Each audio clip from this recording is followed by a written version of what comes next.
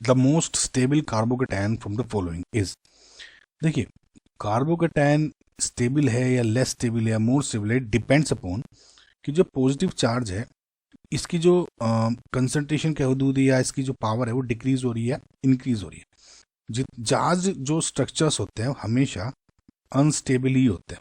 तो अगर कोई प्रोसेस के थ्रू ये जो चार्ज की क्वांटिटी अगर डिक्रीज हो रही है तो इसका हम ये कह सकते हैं कि जो हमारा कंपाउंड है या आयन है is moving towards stability. But अगर रिवर्स हो रहा है यानी चार्ज अगर इंक्रीज हो रहा है किसी वजह से, किसी एक्सटर्नल इन्फ्लुएंस की वजह से, तो हम क्या कह सकते हैं कि जो मेरा मॉलिक्यूल है वो अनस्टेबिलिटी की तरफ प्रोसीड कर रहा है। समझ रहे, सिंपल। अब इसमें आप ये देखें कि ये प्लस और इन सब में क्या क्या फैक्टर काम करे।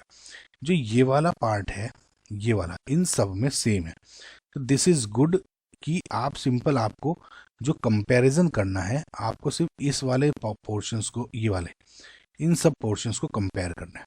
समझना है, इट इज ईजियर। ये जो क्वेश्चन हो जाते हैं इनमें ये वाला पोर्शन ईजियर हो जाता है कि आपको डिफरेंट कंपाउंड्स को कंपेयर नहीं करना। अब यहाँ पे लोन पेयर है।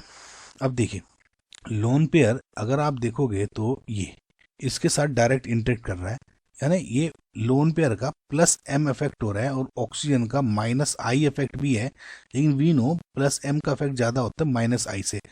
ठीक है, कंफ्यूज मत होना। तो हम ये ओवरऑल कह देंगे ठीक है प्लस एम शो कर रहा है।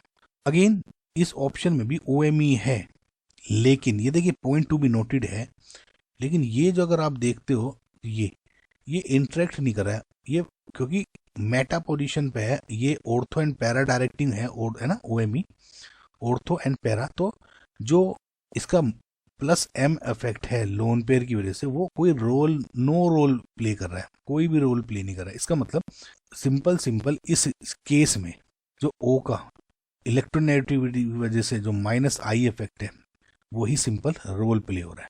अब इसमें आप देखो अगेन ये तो सी इंडक्शन हो गया, प्लस आई या प्लस एच आप कुछ भी शो करने की कोशिश करो, और इसमें तो कुछ भी नहीं है। अब देखिए हमेशा प्लस एम, हमेशा प्लस एम का रोल आई से या इससे ज़्यादा होता है ना। अब ये देखो ये इलेक्ट्रॉन क्लाउड को अंडर पुश कर रहा है, किसी ना किसी तरह से इसको डिक्रीज कर रहा है, प्लस एम है। ये भी क्लाउड को डिक्रीज कर रहा है लेकिन प्लस एम के कंपैरिजन में नहीं, ये बल्कि इलेक्ट्रॉन खींच रहा है, पॉजिटिव चार्ज बढ़ा रहा है और ये रिमेन इंटैक्ट, ये कुछ नहीं कर रहा है, बस सिंपल बैठा है। तो मैं कहूँगा 1 सबसे ज़्यादा स्टेबल हो जाएगा, देन आपका 3 स्टेबल हो जाएगा, देन 4 बिकॉज डूइंग नथिंग करके भी ये कुछ कर रहा है बेसिकली, समझ रहे हैं आप। तो ये ऑप्शन नंबर ये 2 यहाँ पे हो गया। तो ये तो आपका हो गया ऑर्डर, लेकिन ऑप्शन क्या पूछा था, मोस्ट स्टेबल।